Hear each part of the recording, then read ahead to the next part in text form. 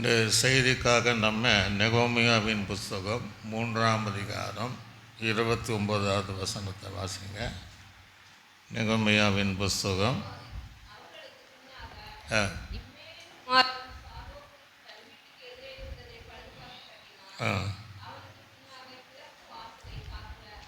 கிழக்கு வாசலை காக்க. அப்போ கிழக்கு வாசலை கட்டினார்கள். இருந்த வண்ணமாக கர்த்தர் நம்மோடு இந்த கிழக்கு வாசலை குறித்து பேசுவதற்காக நம்ம எல்லாரும் கர்த்தரை நாம் சோதரம் பண்ணுவோம். சோதர இன்றைக்கும் எங்களோடும் எங்களுக்காகவும் எங்கள் மூலம் பலருக்காக சபையாருக்காக கேட்கிற யாவருக்காக பிரயோஜனம் உண்டாகும்படி கர்த்தர் எங்களோடு கூட நீ பேசுவதற்காக சோதரன் இயேசு கிறிஸ்துவின் நாமத்தில் ஜெபிக்கிறோம் நல்ல பிதாவே, ஆமென். அல்லேலூயா. எருசலேமில் இருக்கிற அந்த 12 வாசலை நாம் தியானித்து வருகிறோம். பரலோக ராஜ்யத்தையும் அங்கே 12 வாசல் இருப்பதை நாம் ஏற்கனவே நாம் பார்த்தோம். அந்த 12 வாசலில் புதிய எருசலேமுக்கு நம்ம கடந்து போக வேண்டும் என்றால் இங்கே நாம் தியானித்து வருகிற 12 வாசனுடைய ஆவிக்குரிய அனுபவம் இருந்தால் தான் நம்ம பரலோக ராஜ்யத்திற்கு பிரவேசிக்க முடியும். அல்லேலூயா. எல்லாமே தேவன் பரலோகத்துக்கு நிழலாக தான் எழுதி வைத்திருக்கிறார் என்பது வேதம் தெளிவாக சொல்லுகிறது. இன்றைக்கு நம்ம 9வது வாசலை தான் கிழக்கு வாசலை தியானிக்கிறோம்.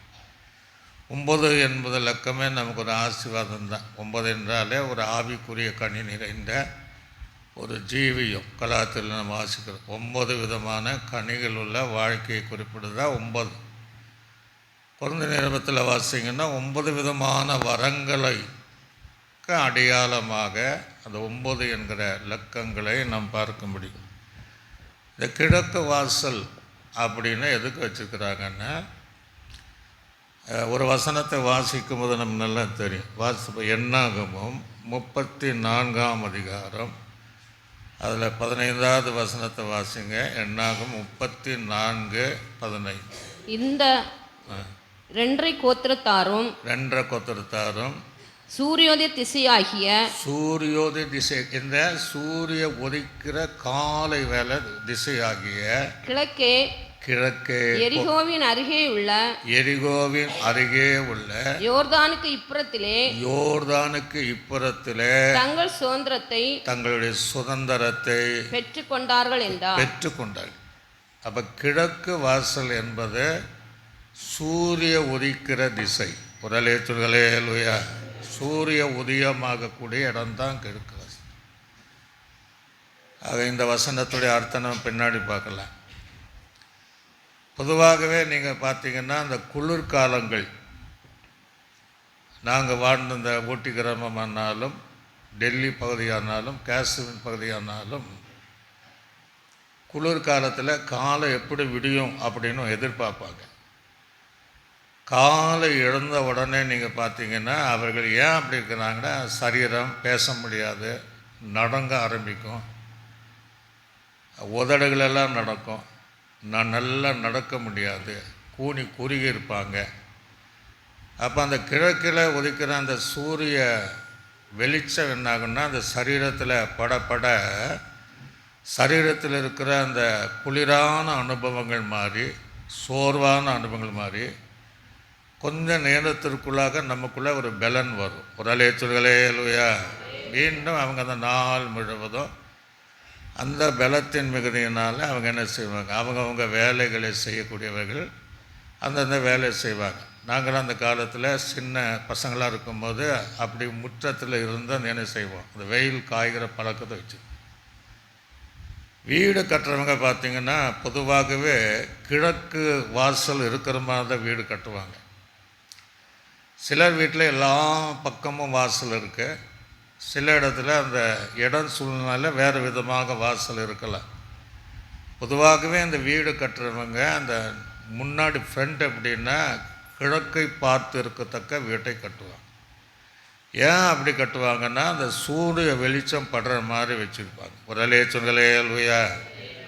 இதே போல் நம்ம ஜீவியம் இந்த கிழக்கு வாசல் என்பது நீதியின் சூரியனாக இயேசு உதிக்கிற அனுபவம் தான். ஒரு லேத்துலையா சூரியனுக்கு அவ்வளோ பிரகாசம்னா நீதியின் சூரியனாக இயேசு கிறிஸ்து நம்ம மேலே உதிக்கும் போது அவள் எவ்வளோ பிரகாசமாக இருக்கும் அப்படின்னா, ஒவ்வொரு காலை வேளையிலும் நம்ம தேவ சமூகத்தில் குடும்பமாக காலை எழுந்து வெயில் அல்ல அந்த தேவனுடைய திருமுகத்தை தரிசிப்பதற்கு அல்லேலூயா பாரு அருணாதேயம் போல உதித்து வருகிற இவர் யாரோ என்கிற அவருடைய சமூகத்தில் அவருடைய பிரசனங்களில் நாம் தரித்திருந்து காத்திருந்து நமக்குள்ள இருக்கிற அந்த குளிரான அனுபவத்தை மாற்றி அசதியான அனுபவத்தை மாற்றி பலவீனங்களெல்லாம் மாறத்தக்க காலை நேரங்களில்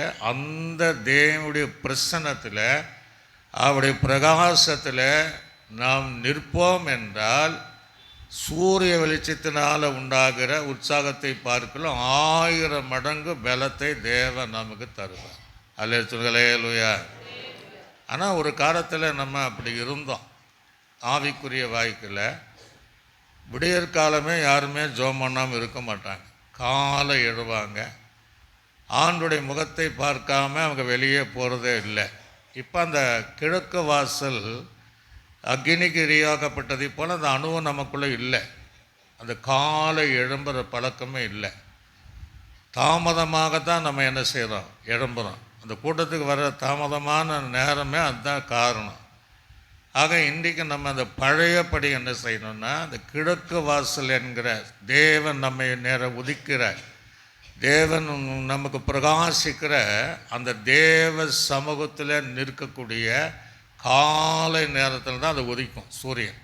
ஆக அவரை காலை தோறும் அடை கிருபைகள் புதிதாக இருப்பதினால அந்த காலை நேரத்தில் தேவ சமூகத்தில் அமர்ந்துங்கிற பழக்கத்தை நான் வைத்து கொள்ள வேண்டும். ஒரு சொல்லுங்களேலூயா, சத்தமாக சொல்லுங்களேலூயா. வேதம் என்ன சொல்லுகிறது? அவர்கள் அவரை நோக்கி பார்த்த முகங்கள் பிரகாசம் அடைந்தன. யாரை பார்க்கணும்? காலை எழுந்தவுடனே தேவனை பார்க்க வேண்டும். மோசே சீனாய் மலையில் தேவனை பார்த்தார். விடியற் காலத்தில் ஆயத்தமாகி சீனாய் மலையில் மோசே இருந்ததுனால அந்த மோசையினுடைய முகம் மனிதர்கள் பார்க்கக்கூடாதபடி பிரகாசமாக இருந்தது. அல்லேலூயா. சேவானுடைய கல் எறிந்து இரத்த சாட்சியாக மறிக்கிற சூழ்நிலையில் முழங்கால் படியிட்டு அந்த பரலோகத்தை தான் அவன் நோக்கி பார்த்தான். அப்போ அந்த முகத்தை அவங்க பார்க்குறாங்க. தேவ தூதர்களை பார்க்கல முகம் அழகாக இருக்க, பிரகாசமாக இருக்கு. அப்போ நம்ம ஜீவிதத்தில் இந்த பழக்கத்தை வைத்துக்கொள்ளும். ஒரு காலம் இருந்துச்சு, காலை என்ன தான் குளிரானாலும் எவ்வளோ தான் லேட்டானால் நம்ம தூங்கினாலும் காலை சரியாக 4 மணிக்கோ 3 மணிக்கோ தேவ சமூகத்தில் உட்கார்ந்து அந்த ஆராதிக்கிற பழக்கம் எனக்கு இல்லை. ஆக இந்த கிழக்கு வாசனுடைய ஆவிக்குரிய அனுபவத்தை மீண்டும் நாம் பெற்றுக்கொள்ள வேண்டும். அல்லேலூயா. கர்த்தர் அதை விரும்புகிறார். படைத்த மனிதன் படைப்புக்கு முன்பாக இப்படி தான் இருந்தான்னா மண்ணாக இருந்தான். ஆக மண்ணாக இருந்த அந்த மனிதனை மூடு பனி, மழை இல்லை, மூடு பனி நிறைந்த அந்த நாட்களில் மண்ணை அந்த மூடு பனியினால் திரியேக தேவன் ஒரு மனிதனை படைத்தார். ஒரு சொல்லுங்களேலூயா. மனிதனை படித்து எங்கே வச்சார்? மேற்கே வைக்கல, தெற்கும் வைக்கல, வடக்கும் வைக்கல, கிழக்கே என்கிற ஏதேன் தோட்டத்தில் வைத்தார். அப்போ ஏன் ஆண்டவர் வைத்தார்? வாசிப்பாருங்க. ஆதியாகமம் 2ஆம் அதிகாரம் 6ஆம் வசனம் முதல் 8ஆம் வசனம் வரை வாசி. அப்பொழுது மூடு பனி பூமியிலிருந்து எழும்பி பூமியெல்லாம் நனைத்தது. அதில் தான் ஆண்டவர் மனுஷன் உண்டு பண்ண நனைத்தது.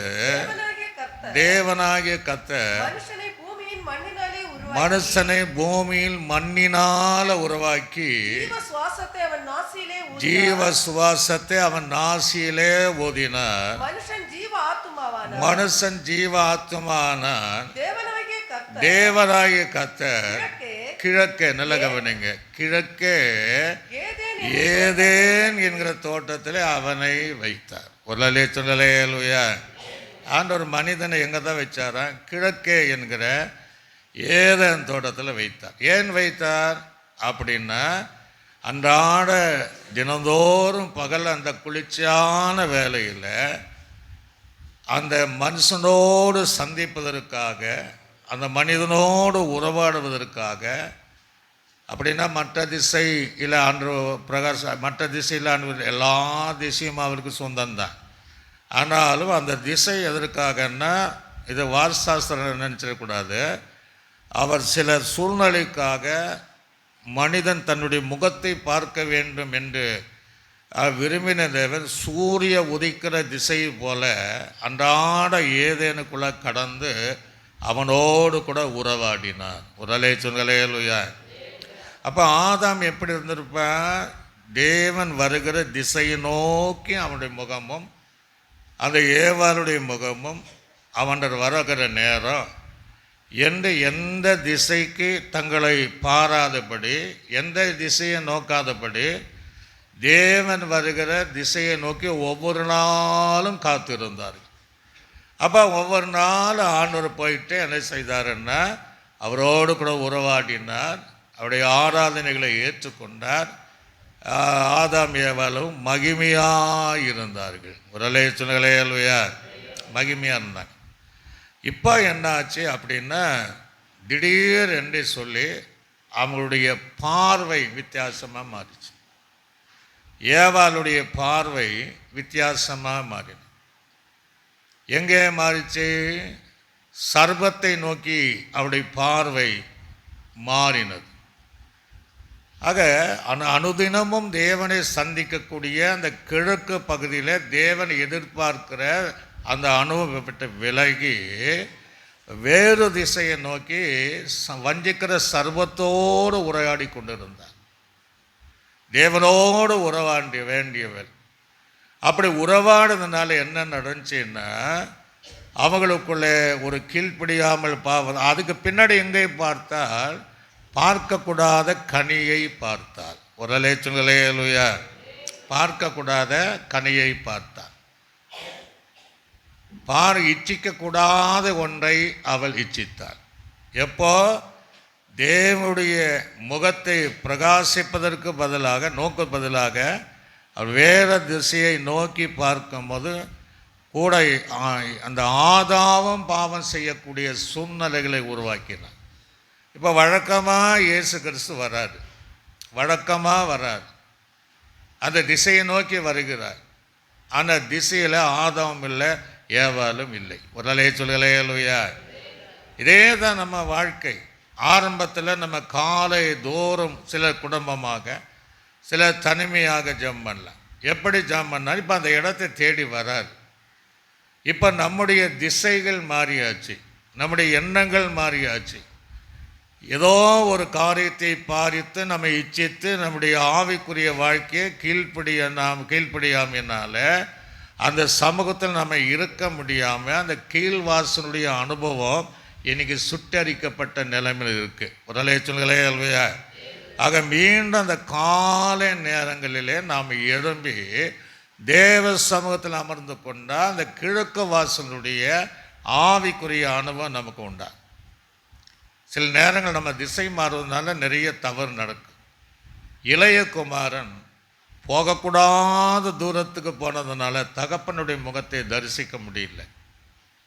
நம்ம வாழ்க்கை அப்படி தான், போகக்கூடாத இடங்களுக்கு சென்றுட்டு தேவனுடைய முகத்தை தரிசிக்க முடியாத வெகு தூரத்தில் நம்ம இருக்கிறோம். அல்லது தாவீதை போல ஏறக்கூடாத இடத்துல ஏறி நிற்கிறோம். ஏறி பார்க்கக்கூடாத ஒன்றை அவன் பார்த்தான். ஒரு சொன்னலையா. அப்போ இப்படி நம்ம வாழ்க்கையில் சிம்சன் பிரியப்படாத ஒன்றை பிரியப்பட்டான். கண்களுக்கு பிரியமாய் நினைத்தான், கண்களே போச்சு.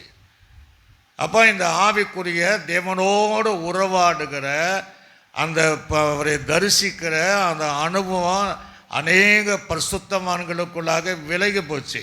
அதனால் ஒரு சிலர் அதை எழும்பினாங்க. தாவீதை எழுப்பினான். சிம்சோனு கடைசி ஒரு விசை கூட என்று பழையப்படி அந்த கிழக்கு வாசலுடைய அனுபவத்தை பெற்றுக்கொண்டான். தூரமாக போன அந்த இளைய குமாரனும் தகப்பனையும் பரத்தில் இருக்கிற தேவனை தேடி வந்தான். ஒரு அலேச்சுகளே அல்லையா? ஆக தேவன் நம்மை பிரகாசிக்கும்படியாக தேவனை எதிர்பார்க்கிற இடத்துல இருக்கணும். இப்போ ஆண்டவர் வந்து தேடுறாரு, ஆதாமே நீ என்ன எங்கே இருக்கிறாய் என்று கேட்கிறார். நம்மையும் காலை நேரத்தில் கேட்பார், எப்போது இருந்த இடத்துல காரணமே, அந்த ஜெப நேரத்தில் காரணமே. எப்போது என்னுடைய மகன் 4 மணிக்கு ஜெபம் பண்ணுறாரு, 3 மணிக்கு ஜெபம் பண்ணுறாரு, கணவன் மனைவியுமா ஜெபம் பண்ணுறாங்களே, குடும்பமாக ஜெபம் பண்ணுறாங்களே, இப்போ வந்து தேடுறாரு. ஒரு லேச்சுலையா? இப்போ நம்ம தேடுகிற நபராக நாம் இருக்கக்கூடாது, தேடுகிற இடத்துல இருக்கக்கூடிய நபராக இருக்க வேண்டும். இப்போ என்ன நடந்தது அப்படின்னா, அந்த கிழக்கில் இருக்கிற ஏதேன் தோட்டத்திலிருந்தே அவனை துரத்தி விட்டார். தேவனுடைய மகிமை இழந்தாச்சு, தேவனுடைய பிரசன்னத்தை இழந்தாச்சு, நித்திய ஜீவனை இழந்துட்டான். ஒரு அலேச்சுகளே இல்லையா? இல்லையா? அவனுக்கு சாவாமை உள்ள ஒரு வாழ்க்கை எல்லாம் இழந்துட்டான். இப்போ நம்ம தேவனை முகத்தை தரிசிக்காம, ஏதோ ஒரு காரியத்தில் கீழ்ப்படியாம, ஏதோ ஒரு பொருளுடைய இச்சையினாலே நாம் தேவனை விட்டு விலகி இருப்பதனால நம்ம இழந்து நிற்கிறோம். ஆக மீண்டும் அதை பெற்றுக்கொள்வதற்கு மீண்டும் இந்த காலை நேரம் மனிதன் சரீரத்தின் பலனத்திற்காக காலை நேரம் அந்த வெயில அமர்வதை போல அந்த நீதி சூரியனாக உதிக்கிற இயேசுவை தரிசிப்பதற்காக இந்த கிழக்கு வாசலுடைய அனுபவத்தின்படி அவருடைய சமூகத்தில் நம்ம இருக்கணும். சொல்லையா? அதனால தான் ஆண்டவர் இவனை மீண்டும் தன்னுடைய சாயலாய் மாற்றுவது. அந்த இழந்த சாயலை, அந்த விட்டு போன நித்திய ஜீவனை, மரணமில்லாத வாழ்க்கையை, அந்த மகிமையான அந்த சரீரத்தை மீண்டும் மனிதனுக்குள்ளாக உருவாக்குவதற்கு அந்த தேவ ரூபத்தை இழந்தான், தேவ சாயலை இழந்தான். அதை மீண்டும் அவனுக்குள்ளாக உருவாக்குவதற்கு தான் கிழக்கிலே இருந்து ஒரு நட்சத்திரத்தை கண்டு அந்த சாஸ்திரிகள் வந்தாங்க. ஒரு அலேச்சுலையா? அப்போ இயேசு கிறிஸ்துவனுடைய பிறப்பு பார்த்தீங்கன்னா கிழக்கிலே தான் அவன் தோன்றினான். நம்ம அந்த பிறப்பினால் பார்த்தோம். ஏன் அப்படின்னா மனிதனுடைய பாவம் அங்கே தான் உதயமாச்சு, பாவத்தின் பிறப்பிடம் அங்கே தான். ஆக அந்த பாவத்துக்கு பரிகாரி ஒரு தேவை. அந்த பாவத்தை மீண்டும் எடுத்து அவன் தன்னுடைய சாயலாக மாறணும். அதற்காக இந்த இயேசு கிறிஸ்து யாக்கோபில் நம்ம யாக்கோபினுடைய சந்ததியிலே விடிவெளி நட்சத்திரமாகிய இயேசு கிறிஸ்து நமக்காக மீண்டும் இந்த அனுபவத்திற்குள்ளாக நம்மை நடத்துவதற்காக அவர் இந்த உலகத்திலே பிறந்தார். ஒரு சொல்லலையா? சத்தமதா சொல்லுகலையா? அதனால் அந்த அனுபவத்திற்குள்ளாக நாம் இருக்க வேண்டும். ஆக என்ன நம்முடைய திசை எப்படி மாறிச்சு, ஏன் மாறிச்சு, யார் நம்முடைய திசையை மாற்றினார், யார் நம்முடைய ஆவிக்குரிய தன்மையை இழக்க நேரிட யார் நம்மை நடத்தினார்கள் என்பதை அறிந்து உணர்ந்து மீண்டும் அதை விட்ட பழைய ஏதனுக்குள்ளாக நாம் வந்தார். மீண்டும் நம்மை அந்த கிழக்கில் உதிக்கிற சூரியனை போல இயேசு கிறிஸ்துவாகிய நீதியின் சூரியனாக இயேசு கிறிஸ்து நம்முடைய ஆவிக்குரிய வாழ்க்கையை, உங்களுடைய குடும்பத்தை அவர் பிரகாசிக்கிற தேவனாக இருக்கிறார். அல்லேலூயா. என்னாகத்தில் ஒரு வசனம் விதமாய் சொல்லு 6ஆம் அதிகாரத்தில் வாசிக்கும் போது 24ஆம் வசனம் முதல் நீங்கள் வாசித்து பாருங்கள். 6ஆம் என்னாகமும் 6ஆம் அதிகாரம் 24 முதல் 26 வரை வாசிக்க பார்ப்போம். கர்த்தர் உங்களை காக்க கடவர், கர்த்தர் தம்முடைய முகத்தை, அதான் உண்மை, நம்ம இருந்தால் தானே பிரகாசிப்பார். உன்மேல் பிரகாசிக்க பண்ணி உன்மேல் கிருபையா இருக்க கடவர். மறு சொல்றார், கர்த்தர் தமது முகத்தை பிரசன்னமாகி உங்கள் சமாதானத்தை கட்டளையிடுவதாக. ஒரு அலேச்சுலையா? மீண்டும் தேவ சமூகத்தை இந்த காலை பொழுதில் நம்ம தேவனை தேடணும். கிழக்கில் விழுந்த மனிதனை மீண்டும் இரத்தத்தினால் கழுவி அவனை நீதிமான் ஆக்கும்படி மீண்டும் அந்த சாயலை உருவாக்கும்படி தான் இயேசு, நீதியின் சூரியனாகிய இயேசு இந்த உலகத்தில் உதயமானார். அல்ல சொல்களே அல்லையா. அது 2 வசனத்தை நீங்கள் வாசித்து பாருங்கள். ஏசியாவின் தீர்க்கதரிசி புஸ்தகம் 41ஆம் அதிகாரம் 2ஆம் வசனத்தை வாசிங்க. கிழக்கிலிருந்து நீதிமானை எழுப்புகிறார். ஏன்னா அவன் பாவத்தில் விழுந்திருக்கிறான், தேவ சாயில எழுந்திருக்கிறான். அதனால் மீண்டும் அந்த பாவியை நீதிமானாக்கி கிழக்கிலிருந்து ஒரு நீதிமான், இயேசு கிறிஸ்து கூட நீதிமான் தான். இதை இன்னும் நீங்கள் விவரமாக நீங்கள் வாசிங்கன்னா, நான் ஏசாயா 43:5 வாசிக்கும் போது அங்கே சொல்லுகிற அந்த வார்த்தையை நம்ம பார்க்கணும். பயப்படாது, நான் உன்னோடு இருக்கிறேன், நான் உன் சந்ததியை கிழக்கிலிருந்து பார்த்தீங்களா, எங்க இருந்தா, நான் சந்ததியை கிழக்கிலிருந்து வர பண்ணி உன்னை மேற்கிலிருந்து கூட்டி சேர்ப்பேன். உரலே சுழலேலுயா. அப்போ எந்த திசை நோக்கினாலும் ஆண்டவர் நம்ம ஏற்றுக்கொள்வார். இது ஆவிக்குரிய அனுபவம். என்னென்னா, கிழக்கு என்பது சூரியன் உதயமாகிற அந்த காலை நேரங்களில் நாம் தேவ சமூகத்தில் இருக்கணும் அப்படின்னு இந்த பிரசங்கத்தை கேட்டு கிழக்கு திசையை நோக்கி கும்பிடக்கூடாது. கிழக்கு திசை பார்த்து சொல்லிட்டாருன்னா அப்படி இருந்துடக்கூடாது. கிழக்கு என்பது ஆவிக்குரிய ஜீவிதத்தில் காலை இழந்து அவருடைய முகத்தை தரிசிப்பது. ஒரே சொல்லுகளே இல்லையா. இப்போ நம்ம ஏற்கனவே வாசித்த அந்த வசனத்தை என்னாகமும் அந்த வசனம் 34ஆம் அதிகாரம் 15வது வசனத்தை வாசிங்க. என்னாகமம் 34ஆம் அதிகாரம் 15வது வசனம். இந்த 2 கோத்திரம் ரூபன், காத், மனேசே. இந்த 2 கோத்திரத்தாரும் சூரியோதய திசையாகிய சூரியன். அப்ப நல்ல கவனியது, சூரிய உதய திசையாகிய கிழக்கே எரிகோவின் அருகே உள்ள, எங்க இருக்கு, எரிகோவின் அருகே உள்ள யோர்தானுக்கு இப்புறத்திலே தங்கள் சுதந்திரத்தை பெற்றுக்கொண்டார். அப்ப சுதந்திரத்தை பெற்றுக்கொள்ளணும்னா எரிகோக்கு அடுத்தது யோர்தான், யோர்தானுக்கு அடுத்தது எங்க வரணும், சுதந்திரத்தை பெற்றுக்கொள்ள வேண்டும். அல்ல சொல்களே அல்லையா. ஆக அந்த கிழக்கிலே உதயமாகிற சூரிய ஓத திசையாகிய அந்த திசை. இப்போ நல்ல கவனிங்க, எரிகோ என்பது என்ன நமக்கு நல்லா தெரியும். இஸ்ரவேல் ஜனங்க அந்த சுதந்திரத்தை அதை சுதந்திரிக்க வேண்டும் என்றால் இந்த காலை ஜெபிக்கிற பழக்கம் நம்ம இருக்கணும்.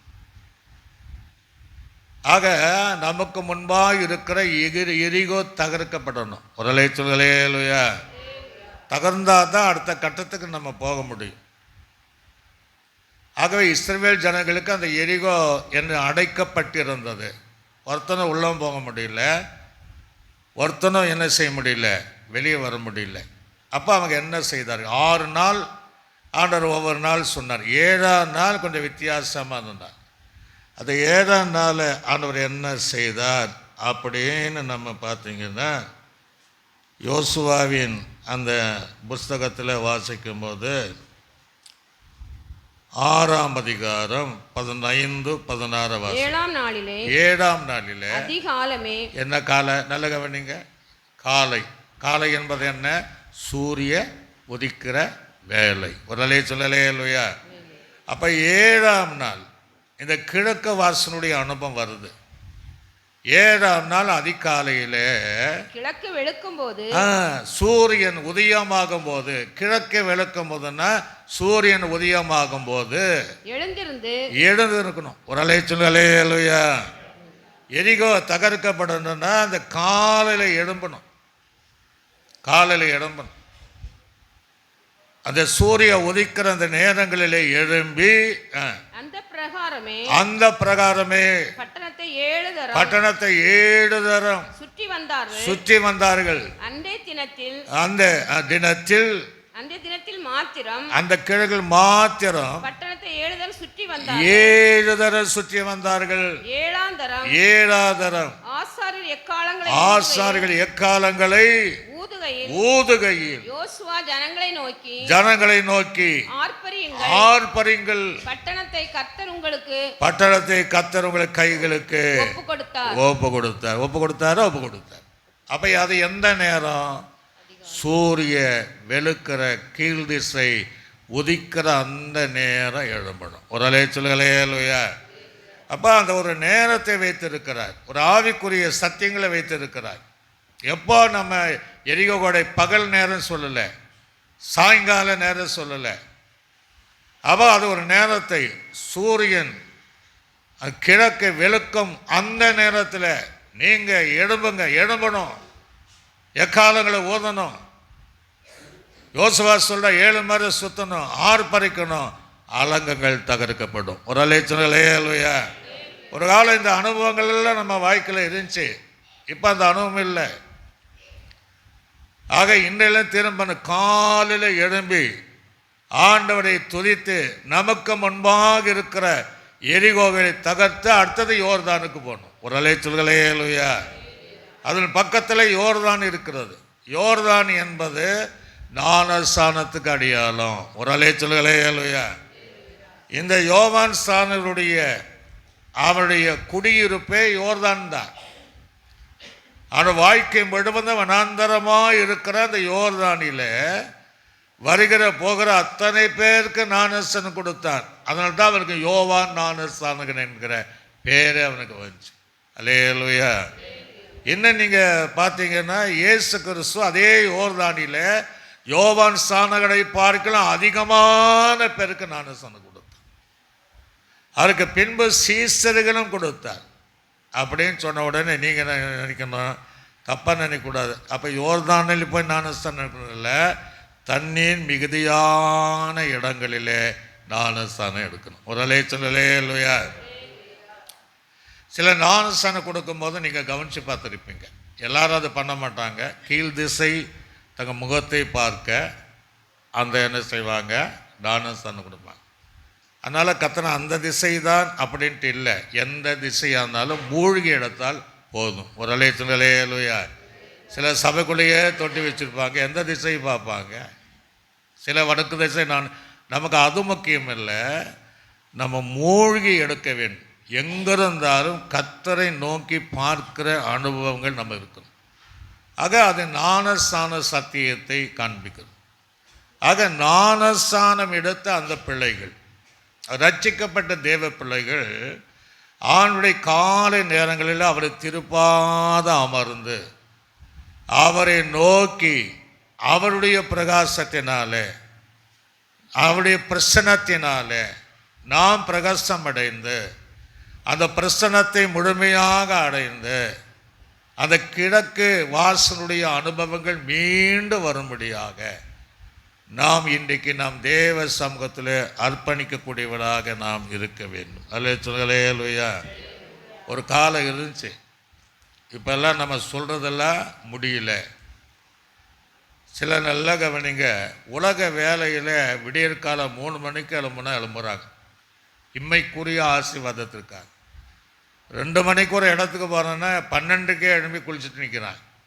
ஆனால் தேவ சமூகத்தில் காலை எழும்புவதுன்னா அவ்வளோ கஷ்டம். அது எழும்பாமல் நம்மளுடைய வாழ்க்கை எப்படி? இப்போ ஒரு காலம் எழும்புனா ஆரம்ப நாட்கள் இருந்துச்சு. அன்றைக்கி நீங்கள் இப்போ இருக்கிற வீடு இல்லை, ஓலை செட்டில் வீட்டில் தான் இருந்திருப்பீங்க, மண் வீட்டில். அந்த அனுபவம் இருந்துச்சு. வசதி வாய்ப்பு வர வர அந்த கிழக்கு வாசலுடைய அனுபவம் நமக்கு இல்லாமல் போச்சு. அல்லேலூயா. எவ்வளவோ நம்ம ஆசீர்வதித்தாலும் அந்த காலை நேரத்தில் சூரிய உதய திசையை நோக்கி அவருடைய முகத்தை நோக்கி முழங்கால் படியிட்டு முடிந்தவர்கள் முடியாதவர்கள் அமர்ந்து அவருடைய முகத்தை பார்த்து மீண்டும் அந்த கிழக்கு வாசலுடைய அனுபவங்களை பெற்றுக்கொள்ள தேவன் நம்ம என்ன செய்கிறான், அழைக்கிறது. இப்போ யோர்தானுக்கு அடுத்தது தான் சுதந்திரமா. ஒரு அலைச்சல்களையா. அது தான்னா சுதந்திரம். என்ன சுதந்திரம் நமக்கு? சங்கீதக்காரன் சொல்லுவார், கர்த்தர் என் சுதந்திரமும் என் பாத்திரத்தின் பங்காக இருக்கிறார். நமக்கு சுதந்திரம் யார்? இயேசு தான். ஒரு சொல்லலையா? இயேசு நமக்கு சுதந்திரம், இயேசு நமக்கு பங்கு என்று சங்கீதம் 16ஆம் சங்கீதம் 5ஆம் வசனம் 6ஆம் வசனத்தையும் அப்படியே நீங்கள் பார்த்தீங்கன்னா, கர்த்தர் என் சுதந்திரமும் என் பாத்திரத்தின் பங்குமானவர், என் சுதந்திரத்தில் காப்பாற்ற கர்த்தரை தான் காப்பாற்றணும். என் சுதந்திரத்தை தேவரீர் காப்பாற்றுகிறேன். நேர்த்தியான இடத்துல பரலோகத்தில் எனக்கு பங்கு உண்டு. சிறப்பான சுதந்திரம் எனக்கு. ஒரு அலையை சொல்லுங்களே லூயா. நமக்கு சுதந்திரம் பரலோக ராஜ்யம். ஆக இதை தாண்டணும். கிழக்கு வாசலுடைய அனுபவம் நமக்கு தேவை. தேவ சமத்தில் அதிகாலை ஜபிக்கிற ஜபம் நமக்கு தேவை. இதுக்கு ஒரு வசனம் பதியேற்பாடுகள் நிறைய வசனம் இருந்தாலும் 1 பேதருக்கு நிருபத்தில் 1ஆம் அதிகாரம் 5ஆம் வசனத்தை வாசிங்க. 1 பேதுரு 1ஆம் அதிகாரம் கடைசி காலத்தில் வெளிப்பட நல்ல கவனிங்க. கடைசி காலத்தில் வெளிப்பட ஆயத்தமாக்கப்பட்டிருக்கிற ரட்சிப்புக்கு ஏதுவாக, ரட்சிப்பவனுக்கு தான், மற்றவங்களுக்கு கிடையாது. ரட்சிப்புக்கு ஏதுவாக விசுவாசத்தை கொண்டு தேவனுடைய பலத்தினாலே காக்கப்பட்டிருக்கிற உங்களுக்கு. யாருக்கு? நமக்கு காத்து வச்சிருக்கிறாரா? பத்திரமா காக்கப்பட்டிருக்கிற உங்களுக்கு அந்த சுதந்திரம் ஒரு அலை சொல்லுங்களே. எந்த சுதந்திரம்? அந்த சுதந்திரத்தை, நித்திய சுதந்திரத்தை தேவன் பரலோகத்தில் வைத்திருக்கிறார். யாருக்கு? கிழக்கு வாசலுடைய ஆவிக்குரிய அனுபவம் உள்ள தேவ பிள்ளைகளுக்காக அந்த நித்திய சுதந்திரத்தை ரட்சிக்கப்பட்டவர்களுக்கு ஏதுவாக, அவங்க விசுவாசத்திற்கு பலனாக, தேவனால் காக்கப்பட்ட ஜனத்திற்கு தேவன் பரலோகத்தில் வைத்திருக்கிற அது நித்தியமான சுதந்திரத்தை பெற்றுக்கொள்ள வேண்டும். அல்லது சொல்லலையா? காலை எழும்ப முடியலை அப்படின்னு என்ன செய்யும்? அந்த சுதந்திரத்தை நம்ம இழக்க நேரிடும். ஆகவே அந்த காலை நேரத்தில் தீர்மானம் பண்ணி, எத்தனை பலவீனங்கள் இருந்தால் அந்த காலை நேரங்களில் அந்த ஜபிக்கிற அந்த பழக்கத்தை, தேவனுடைய முகத்தை, சிலர் எழும்பின உடனே ஜோம் பண்ண மாட்டாங்க, ஒன்றும் பண்ண மாட்டாங்க, மனைவி முகத்தை எடுத்தோன்னே பார்த்துருவாங்க. அன்றைக்கி போன நாள் ஒன்றும் உருப்படாது. சாயங்காலம் வர போய் சனியன்னு உன்னை பார்த்தானே ஒன்றுமே விளங்கலைம்பாங்க. இவங்க செய்கிற தப்புக்கு மனைவியை போட்டு திட்டுறது. மனைவி பிள்ளைகள் சில பார்ப்பாங்க, உங்களை பார்த்தானே இன்றைக்கி போகிற இடம்லாம் அலைச்சல் தான். அதுக்கு விட தேவனுடைய முகத்தை பாருங்கள். ஒரு அலையை சொல்லுங்களே லூயா. ஆண்டுடைய முகத்தை பாருங்கள், எல்லா வழிகளும் நமக்கு ஆசீர்வாதம். அதை விட்டுட்டு நம்ம மனுஷனுடைய முகத்தை பார்த்து ஊமுகம் பார்த்த இப்படி, ஊமுகம் பார்த்த இப்படின்னு சொல்லதை விட்டு விட்டு காலை நேரங்களில் சேர்ந்து பிள்ளைகளுக்கு கற்றுக் கொடுங்க. பிள்ளைகளை, வாலி பிள்ளைகளை சரியான விதத்தில் எழுப்பிடுங்க. படிப்பதற்கு எழுப்புறோம் இல்லையா? டெஸ்ட்டு எக்ஸாம் வந்த உடனே அடி கொடுத்து எழும்புவாங்க. 12 மணிக்கு படிக்க வைக்கிறாங்க. நீங்கள் ஆவிக்குரிய வாய்க்கில் படிங்க, அது தானே எல்லாம் வரும். ஒரு அலையை சொல்லுகலையா, சத்தமாக சொல்லுகலையா. பக்கம் தூங்கவே விட மாட்டாங்க, அப்படி இருப்பாங்க பெற்றோர்கள். ஆனால் ஆவிக்குரிய வாய்ச்சல ஒன்றும் கிடையாது. ஆவிக்குரிய வாய்க்கில் நீங்கள் சரியாக பாருங்கள், அவங்க 100% ஜெயம் எடுப்பார்கள். அல்லையில சொல்லுகலையா. அதுக்கு நீங்கள் முன்மாதிரி உழவலாக இருக்கணும். நீங்களும் காலை இழந்து அது சூழ்நிலைக்கு ஏற்றபடி தேவ சமூகத்தில் ஒரு பாடலை பாடி ஒரு பகுதியை வாசித்து உங்கள் தேவையானவர்களை சில நிமிஷங்கள் நீங்கள் முடித்து அதற்கு தனித்தனியாக நீங்கள் தேவ சமூகத்தில் இருந்தால் அந்த ஆவிக்குரிய கிழக்கு வாசல், அந்த சுட்டெரிக்கப்பட்ட வாசல் மீண்டும் நமக்கு உதயமாகும். ஒரு அலையை சொல்லுங்களேயா. இப்படி வேதாகமத்தில் ஏராளமான காரியங்கள் உண்டு. யோபு எழுதுகிறான். 7ஆம் அதிகாரம் 4ஆம் வசனத்தில் வாசிக்கும் போது, யோபுவின் புஸ்தகம் 7ஆம் அதிகாரம் 4ஆவது. நான் படுத்துக் கொள்ளுகிற போது அவன் சொல்ல, அவன் பட்ட பாடு யாருமே படமாட்டாங்க. அவ்வளோ பாடு சரீரத்தில், அவன் அவ்வளோ பருக்கள் நிறைந்த, அடையாளமே தெரியல, நண்பர்களினால் உருக்குலைந்து போனான், ஒன்றுமே இல்லை, மடிவே வேற ஒரு சப்போர்ட்டு கிடையாது. ஏயா இன்னும் தேவனை நீ நீ நம்புகிற அந்த தேவனை தூசித்து என்ன செய்ய, ஜீவனை விடப்பா, நண்பர்களும் ஏதோ நீ இன்னும் சர்வலுக்கு எதை பண்ணியிருப்பா அப்படின்ட்டு அந்த சூழ்நிலையில் அவனுக்கு எப்படி தூக்கம் வரும், ராத்திரி எப்படி தூக்கம் வரும்? அவன் என்ன சொல்றா பாருங்க, இப்போ வாசிங்க பார்ப்போம். நான் படுத்துக் கொள்கிற போது எப்பொழுது எழுந்திருப்பேன். ஏன் அப்படின்னா தூக்கம் வராது, கஷ்டம். அந்த அந்த அந்த வியாதி உலகம் தெரியும், தூக்கமே வராது. எப்போதான் விடியுமோ அப்படின்னு நமக்கு ஏற்படும், நமக்கு வரும். பலவீனங்கள் உள்ளவங்களை கேள்வி பாருங்க, எப்போ விடிஞ்சா, ஏன்னா விடிஞ்சா எப்படியாவது எந்திரிச்சிடலாம். இந்த படுக்கையில் தூக்கம் வராது, வேதனைகள் தாஸ்தான். அப்போ இந்த யோபுக்கு இந்த நிலைமை இருந்திருக்கு. எப்பொழுது எழுந்திருப்பேன், ராக்காலம் எப்பொழுது முடியும் என்று, இந்த ராத்திரி காலை எப்ப முடியும், இந்த காரிலான காரியம் எப்போது முடியும் என்று சொல்லி கிழக்கு வெளுக்க மட்டும் அந்த சூரியன் வெளுக்கிற மட்டும் அரண்டு புரளுகிறதினால், அரண்டு பயம் புரண்டு அப்படி புரண்டுவதனால் எனக்கு போதும் என்று போகிறது. ஒரு அலே சொல்லலையா, இரவு முழுதும் விடியற் காலம் வருவதற்கு முன்பாக நான் ரொம்ப எனக்கு கஷ்டப்படுறேன். இப்படி புரண்டாலும் எதுவும் எனக்கு விளங்கல. சரீரத்துடைய நோவுகள், பாரங்கள். இந்த ராக்காலம் எப்போ முடியுமோ, இந்த பொழுது எப்படி முடியுமோ, கிழக்கு எப்படி வெளுக்குமோ. சில நேரங்களில் சில வீட்டில் கேட்பாங்க, அங்கே வெளிச்சம் வருதா பாரு அப்படி பசங்களை அனுப்பி பார்ப்பாங்க. ஏன்னா அந்த வெளிச்சத்திற்கு அப்படி யோபுடைய நிலைமை. அவன் சொல்கிறான், இன்றைக்கி அநேகருடைய ஜீவிதம் அப்படி தான். எப்போ தான் விடியுமோ, எப்போ தான் இந்த கிழக்கு தேசம் கீழ் திசையினுடைய வெளுப்பு வருமோ என்கிற சூழ்நிலைகள் நமக்கு இருந்தாலும் அந்த ஆதங்கம் நமக்கு வேண்டும். ஒரு அலை சொல்லலையா, படுக்கையில் இருக்கிறான், முடியல, புரண்டு பார்க்குறான். ஆனால் எப்போ விளக்கும்? ஏன் அப்படின்னா தேவ சமூகத்தில் இருக்க வேண்டும். அலையில சொல்லலையா.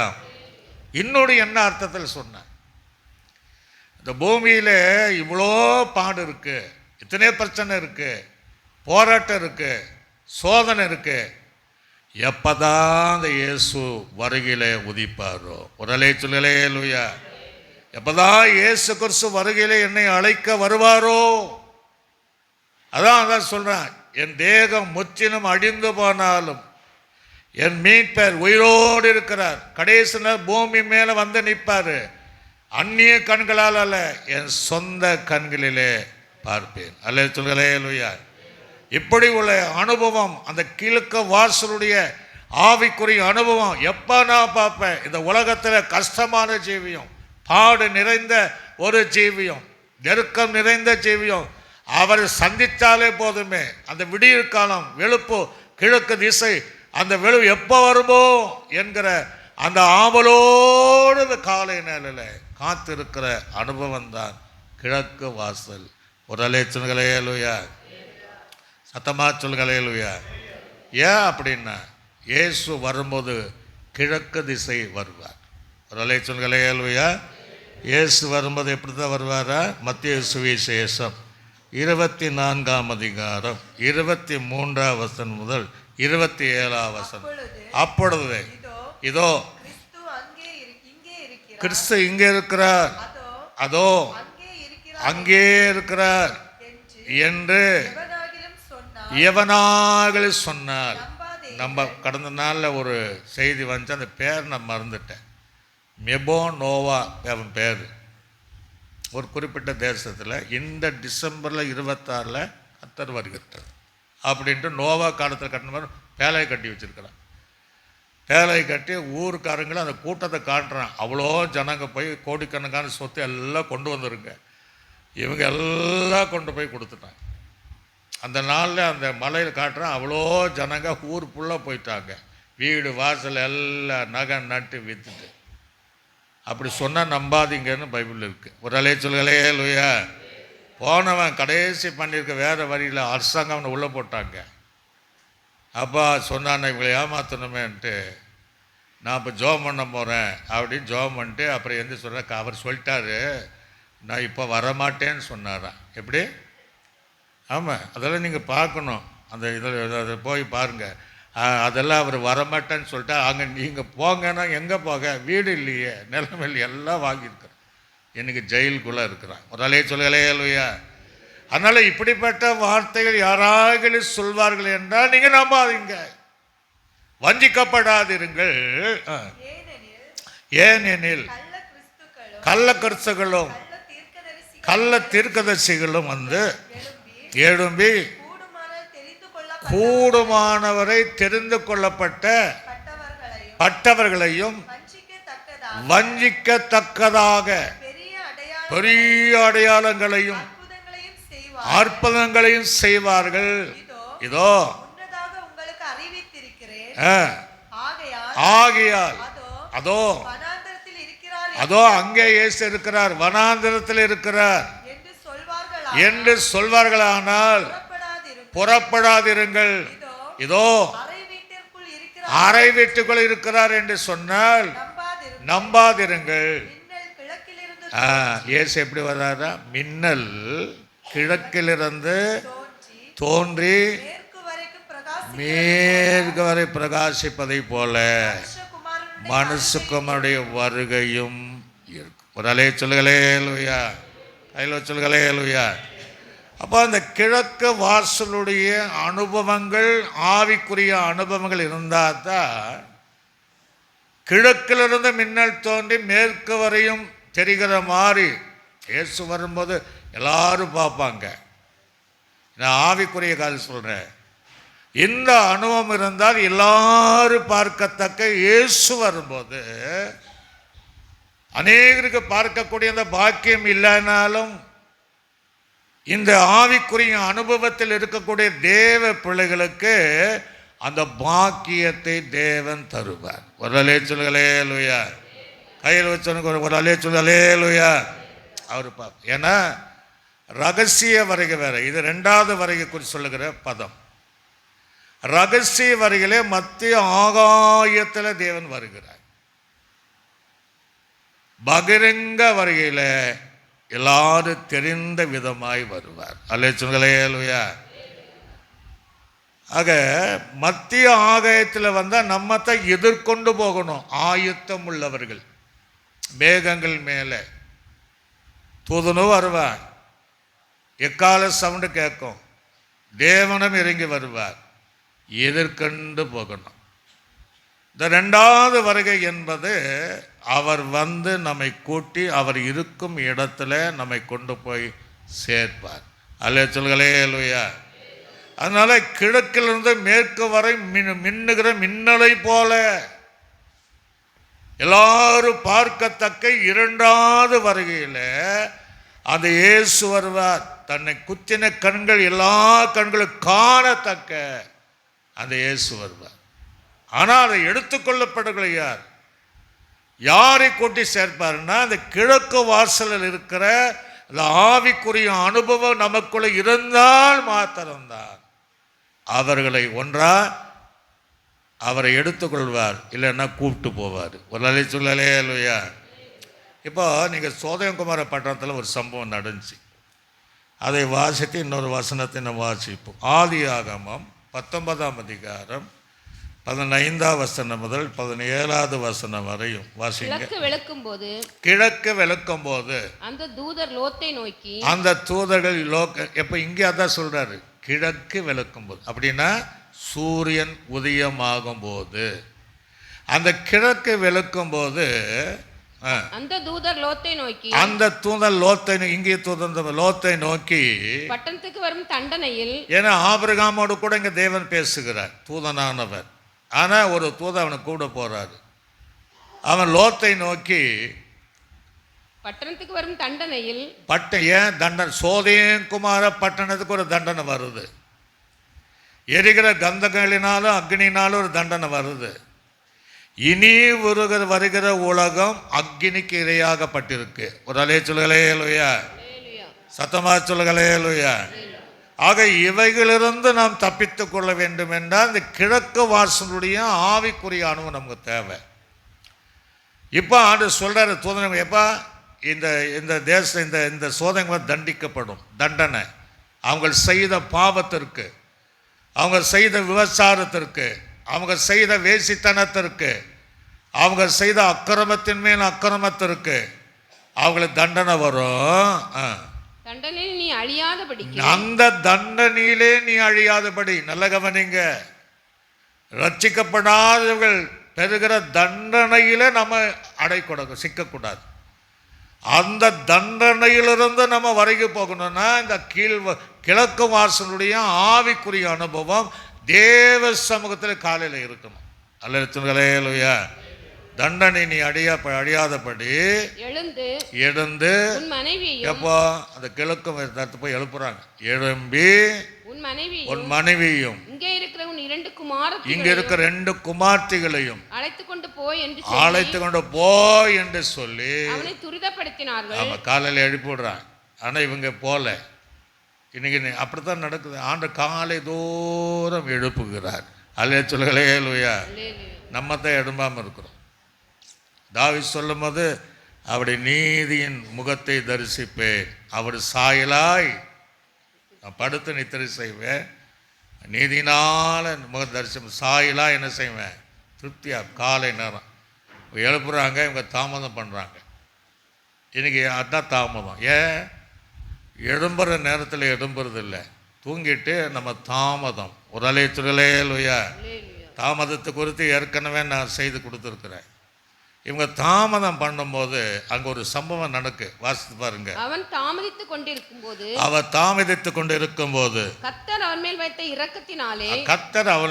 வைத்த இரக்கத்தினாலே அந்த புருஷர் அவன் கையையும் அவனுடைய மனைவி கையையும் அவனுடைய 2 குமார்த்திகளை கையையும் பிடித்து அவரை பட்டணத்துக்கு வெளியே கொண்டு விட்டார்கள். ஒரு அலைச்சுரலேலுயா. இதே மாதிரி வருகிறேன்னு இருக்கார். எல்லாருக்கும் ஒரு இப்படி நம்ம கூட்டே போக மாட்டார். இது நமக்கு சோதயங்குமார பட்டணத்தில் அவன் தாமதம் பண்ணாலும் அவன் மேலே வரைத்து இரக்கம். இன்னைக்கு நம்ம மேலே இரக்கம் இருக்கு, கிருபை இருக்க தெரியுங்களா? கிருபையின் வாசல் அடைப்படுகிற வரையும். ஒரு அலைச்சுரலேலுயா. நீ என்ன பாவம் செய்தாலும் அப்படியே அந்த இரக்க குணத்தில் அப்படியே கொண்டு வருவார். கடைசியாக நோவாவினுடைய அந்த பேலை கதவு சாத்தினது போல சாத்திப்படுவார். இங்கே வலுக்கட்டாயமாக கொண்டு போக மாட்டார். யாரெல்லாம் அந்த கிழக்கு வாசலுடைய ஆவிக்குரிய அனுபவங்கள் இருந்து தங்களை தகுதிப்படுத்தி பரிசுத்தப்படுத்தி அந்த வாஞ்சியோடு இருக்கிறார்களோ அந்த ரகசிய வரைகளை அவர்கள் எடுத்துக்கொள்ளப்படுவார்கள். ஒரு அலைச்சுரலேலுயா. கட்டாயமாக முடியாது, நம்ம கட்டாயமாக நினைத்தாலும் முடியாது. ஆனா பகிரங்க வரி இருக்கு. யோவான் 14 எழுதுறாரு, நான் போய் உங்களுக்காக விசேஷித்த ஒரு வாசஸ்தலத்தை செய்கிறேன், கட்டின பின்பு நான் நீங்கள் என்னோடு இருக்கும்படி நான் உங்களை கூட்டி என்ன செய்வேன். நான் இருக்கும் இடத்துல யார ஆயத்தமாக இருக்கிற ஒரு வேலை கைப்பிடிச்சு கொண்டு போகல. மற்றபடி ஆயத்தம் இல்லாதவர்கள் கைவிடப்படுவார்கள். ஒரு அலைச்சுரலேலுயா. ஆக காலை வேளையில் எழும்பி சூரிய உதிப்பதற்கு முன்பாக எழும்பி நாம் ஜெபித்து நம்மை ஆயத்தமாக்கி அவரை தரிசித்தார். கிழக்குக்கு மேற்காக திசையிலே வருகிற இயேசுவை நாம் நேரடியாக சந்தித்து அவர் இருக்கிற இடங்களில் நாம் சேர்க்கப்படுவோம். அல்லேலூயா. அந்த அனுபவம் இல்லைன்னா ரொம்ப கஷ்டம். ஆண்டவர் பேசிட்டே இருப்பார். உங்கள் பாட்டுக்கு நீங்கள் மௌனமாக இருந்தீங்கன்னா இந்த அனுபவத்தில் ஒரு காலம் இருந்துச்சு, இப்போ அந்த இல்லை இப்போ. ஆக அந்த அனுபவத்தை மீண்டும் இந்த வருஷத்தில் நம்ம ஆரம்பிக்கணும். ஒரு அலைச்சுரலேலுயா. எவ்வளோ கஷ்டம் இருந்தாலும் எங்களுக்கெல்லாம் எவ்வளோ பிரச்சனை இருக்கும், ஆனாலும் காலை விடிய காரை எந்திரிச்சு 12 மணி தாண்டோன்னே எந்திரிச்சு ஆண்டுடைய சமூகத்தில் ஜெபியத்தில் இப்போ நிற்க முடிகிறது. அப்படி ஒரு அனுபவம் நமக்கு தேவை. ஒரு அலைச்சுரலேலுயா. 1-2 பேருக்குள்ளே இருப்பதை என்னால் உணர முடியுது. ஆனால் அநேகருக்குள்ளே இந்த ஜெபமே இல்லை. அப்போ காலை எப்படி எழும்பாங்க? இந்த அனுபவத்தை மீண்டும் நாம் கொண்டு வருவேன். இயேசு கிறிஸ்துடைய பகிரங்க வருகை குறித்து இன்னொரு வசனத்தை கூட சகரியாவின் புஸ்தகம் 14ஆம் அதிகாரம் 4ஆம் வசனத்தையும் 5ஆம் வசனத்தையும் அந்நாளிலே அவருடைய பாதங்கள் கிழக்கே எருசலேமுக்கு எங்க வருங்க? அங்கேயே கிழக்கு தான் சொல்றார். கிழக்கே இருக்கும், கிழக்கே எருசலேமுக்கு எதிரே இருக்கிற, எருசலேமுக்கு எதிராக இருக்கிற ஒலிவ மலையிலே வந்து நிற்கும். உடலே சொல்லுகளே அல்லேலூயா, சத்தமா சொல்லுகளே அல்லேலூயா. ஆண்டுடைய வருகை கிழக்கு திசையில் இருக்கிற எருசலேமில் இருக்கிற அருமையாளுக்கு ஒலிவை மலையில் மேல அவருடைய பாதங்கள் அமரும் என்று சொல்லப்படுகிறது. இன்னைக்கெல்லாம் அதை எல்லாம் செக் பண்ணி பார்த்துட்டாங்க. அங்கே ஒரு டூரிஸ்ட் பிளேஸாக அமைக்கணுன்ட்டு. ஆனால் பில்டிங் கட்டுவதற்கு அந்த மண் உகந்ததல்ல. ஒரு அலைச்சுங்களே இல்லையா? அது இயேசு கால் மிதிக்கிற இடம், கால் மிதிக்கிற இடம். நம்ம நம்பத்தக்க அநேக செய்திகளை நம்ம கேட்குறோம். ஏன்னா அந்த தேவன் கால்களை வைக்கிற இடம் கிழக்கே இருக்கிற அந்த ஒலிவின் மலையின் மேலே அவருடைய பாதத்தை வைத்து இயேசு இந்த பூமிக்கு வருகிறார். அவரை பார்க்க வேண்டும், அல்லது அதற்கு முள்ளே நாம் அந்த சபை எடுத்துக்கொள்ள இடம் இருக்கிறோன்னா அந்த கிழக்கு வாசலுடைய அனுபவம் நமக்கு தேவை. ஒரு அலைச்சுங்களே இல்லையா? அதை வாசிங்க.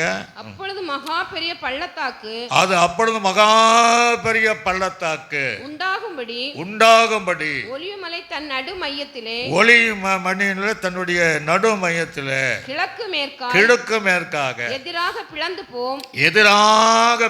போகும். அதனாலே ஒரு பாதி வடபக்கத்திலும் ஒரு பாதி தென்பக்கத்திலும் சாயும். அப்பொழுது மலையின் பள்ளத்தாக்கு வழியாய் ஓடி போவீர்கள். மலையின் பள்ளத்தாக்கு ஆசால் மட்டும் போகும். நீங்கள் யூதாவின் ராஜாவாகிய உசியாவின் நாட்களில் பூமி அதிர்ச்சி தப்பி ஓடி போனது போல் ஓடி போவீர்கள். ஒருத்தர் ஆயத்தம் கிடையாது. ஓடி போவீர்கள். என் தேவனாய் கர்த்தர் வருவார். தேவரீரோட எல்லா பரிசுத்தவான்களும் வருவார்கள். ஒரு அலைச்சல்களே அல்லேலூயா. அதை எடுத்துக்கொள்ளப்படுகிற பரிசுத்தவான்கள் சில ரகசிய வருகை இல்லாமாங்க. இந்த பரிசுத்தவான்கள் யார்? இந்த பரிசுத்தவான்கள் யார்? எடுத்துக்கொள்ளப்பட்ட பரிசுத்தவான். அலைச்சல்களே அல்லேலூயா. 2வது வருகையில் பழைய ஏற்பாட்டு பரிசுத்தவானும் கிறிஸ்தவுக்குள் மரித்து இருக்கிற பரிசுத்தவான், உயிரோடு எதிர்கொண்டு போகக்கூடிய எந்த பரிசுத்தவானும் அந்த கிழக்கு திசையில் என்னுடைய ஒளியுமல்ல ஆண்டுடைய பாதங்கள் வைத்து நேரடியாக இஸ்ரவேல் ஜனங்களுக்காக யுத்தம் செய்ய முடியாத இயேசு வருகிறார். இந்த கிழக்கு வாசலுடைய அனுபவம் நம்ம இருந்தால் நாம் அவரோடு வருவோம். அல்லேலூயா. அவரோடு எடுத்துக்கொள்ளப்படுவோம். அவருடையவைகள் எடுத்துக்கொள்ளப்படுவோம். கிறிஸ்துவினுடையவைகள் எடுத்துக்கொள்ளப்படுவோம். மீண்டும் அவரோடு இந்த பூமியில் 1000 வருட ஆர்சாட்சி செய்வதற்காக இயேசுவோடு வரும். அதே கிழக்கு என்பது ஜட்ஜ்மெண்ட்டை காண்பிக்குது. இயேசு அதற்காகவும் வருகிறார். அதற்கு பழைய ஏற்பாட்டு காலத்தில் ஒரு பகுதி இருக்கிறது. அதை வாசித்து நம்ம முடிக்க போகிறோம். எரேமியாவின் தீர்க்கதரிசி புஸ்தகம் 19ஆம் அதிகாரம் 1ஆம் வசனம் முதல் 8ஆம் வசனம் வரையும் கர்த்தர் சொல்லுது, நீ போய் குயவன் வேலையான ஒரு கலசத்தை கொண்டு ஜனத்தின் மூப்பரிலும் ஆசாரிலும் மூப்பரிலும் சிலரை கூட்டிக் கொண்டு என்ன வாசலுக்கு? கிழக்கு. அங்க என்ன நடக்குது பாருங்க. கிழக்கு வாசலுக்கு எதிரான இன்னாமுடைய குமாரனின் பள்ளத்தாக்கில புறப்பட்டு போய் நான் உன்னுடனே சொல்லும் வார்த்தைகளை அங்கே பிரசித்தப்படுத்து. நீ அவளை நோக்கி யூதாவின் ராஜாக்களே, எருசலேம் குடிகளே. யாருங்க? யூதாவின் ராஜாக்களுக்கு, இஸ்ரவேல் குமார்த்திகளே, குடிகளே, கர்த்தருடைய வார்த்தை கேளுங்கள். இஸ்ரவேலின் தேவனாய சேனைகளின் கர்த்தர் சொல்லுகிறார், இதோ நான் இந்த ஸ்தலத்தின் மேல் பொல்லாப்பை வர பண்ணுவேன். அல்லேலூயா.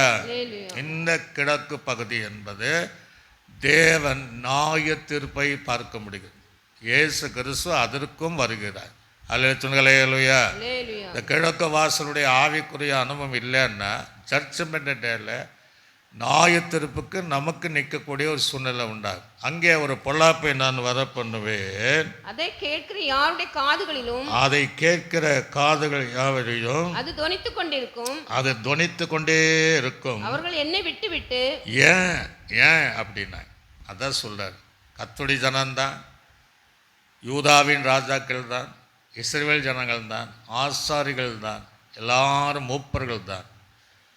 இப்போ அந்த கிழக்கு வாசனுடைய அனுபவத்தை விட்டு வேற திசை மாறினார்கள். அல்லேலூயா. சத்தமாக சொல்லுங்களேலூயா. என்ன விட்டுங்கிறார். நிறைய பேருடைய வாழ்க்கை அதுதான். நம்ம தேவனை விட்டுட்டோம், தேவ சமூகத்தை விட்டுட்டோம், தேவனை தேடுகிற அனுபவத்தை விட்டுட்டோம். அப்போ நமக்கு நியாயத்தீர்ப்பு தான் வரும், தண்டனை தான் வரும். சோதேம் குமாரனுக்கு ஏற்பட்ட தண்டனை தான் வரும். ஆனால் அவனுக்கு காட்டின இரக்கம் நமக்கு இருந்தாலும் கட்டாயமாய் பல்லவத்தில் கூட்டி சேர்க்க மாட்டார். அப்படின்னே எல்லாரும் போயிடுவான். ஆனால் இங்கே சொல்லப்படுகிறது என்னை விட்டு விட்டு விட்டு எந்த ஸ்தலத்தை? தேவனுடைய ஸ்தலத்தை. நல்ல கவனிங்க. தேவன் இருக்கக்கூடிய ஸ்தலத்தை, தேவனை ஆராதிக்க தேடி வந்த அந்த ஸ்தலத்தை அந்நிய ஸ்தலமாக்கி தாங்களும் தங்கள் பிதாக்களும் யூதாவின் ராஜாக்களும் அறியாதிருந்த அந்நிய தேவனுக்கு அதிலே தூபம் காட்டி இந்த ஸ்தலத்தை குற்றமில்லாத இரத்தத்தினாலே குற்றமில்லாத இரத்தத்தின். அப்படி என்ன அர்த்தம்? குற்றமில்லாத பாவம் செய்யாத நீதிமான கொன்னுட்டு அந்த இரத்தத்தினால நிரப்பின இடமாய் மாறி. ஒரு அலே சொல்லலேலுயா, சத்தமாக சொல்லுகளேலுயா. அந்த குற்றம் உள்ளவன் அல்ல, குற்றம் இல்லாதுடைய இரத்தத்தை சிந்தக்கூடியவள் இருந்தான். ஆக இவள் தேவனுடையவள் தான். தேவனை விட்டவில்லை அப்படி பண்ணினதுனால தங்கள் பிள்ளைகளுக்கு பாகாலுக்கும் தகன பலியாக தகனிக்கும்படி பாகாலுடைய மேடைகளை, தேவனுடைய பலிபீடத்தை பாகாலுடைய மேடைகளை கட்டி இப்படி வர பண்ணுவேன். இவைகளை நான் கற்பித்ததும் இல்லை, நான் சொன்னதும் இல்லை, என் இருதயத்தில் தோன்றியதும் இல்லை. ஒரு அலை சொல்லலேலுயா. சில நேரங்களில் தேவன் கற்பிக்காத சொல்லாத அவர் இருதயத்தில் தோன்றாத காரியத்தை நம்ம செய்யணும். ஆண்டவர் கற்பித்ததை செய்கிறதில்லை, அவர் சொன்னதே செய்கிறதில்லை. அவருடைய இருதயத்தில் தோன்றாத காரியங்களை இவங்க போல நம்ம செஞ்சான்னா அந்த கிழக்கு திசை என்பது தேவன் நியாயத்தீர்ப்புக்கு வருகிற ஒரு காலமாக இருக்கிறது. அல்லேலூயா. அப்ப என்ன சொல்றாரு? ஆகையால் இதோ நாட்கள் வரும், அப்ப அந்த ஸ்தலம் தோபெத் என்றும் இன்னோமுடைய குமாரின் பள்ளத்தாக்கு என்றும் இது சொல்லப்படாது. அது அடையாளமே இருக்காது. சங்கார பள்ளத்தாக்கு என்று சொல்லப்படும். ஒரு அலை சொல்லலையா? அது சொல்றதுக்கு பேர அடையாளம் இருக்காது. என்ன பள்ளத்தாக்கா? சங்கார பள்ளத்தாக்கு என்று சொல்லப்படும். அப்பொழுது நான் யூதாவுக்கும் எருசலேமுக்கும் கொண்டிருந்த ஆலோசனையை வெறுமை, அவங்களுக்குள்ள இருக்கிற ஆலோசனை வெறுமையாக்கி அவருடைய சத்துருக்களுக்கு முன்பாக அவருடைய பட்டயத்தினாலும் அவருடைய பிராணனை வாங்கத்தின் கையினாலும் விழப்பண்ணி அவருடைய பிரேதங்களை ஆகாயத்து பறவைகளுக்கும் பூமியின் மிருகங்களுக்கும் இரையாக கொடுப்பேன். இந்த நகரத்தை பாழாகவும் ஈசலிட்டுன்னா சத்தமிட்டுன்னு அர்த்தம். சத்தமிட்டு நிந்திக்கிற நிந்தையாக வைப்பேன். அதை கடந்து போகிறவர் எவனும் பிரமித்து வாதை நிமித்தம் சத்தமிடுவார்.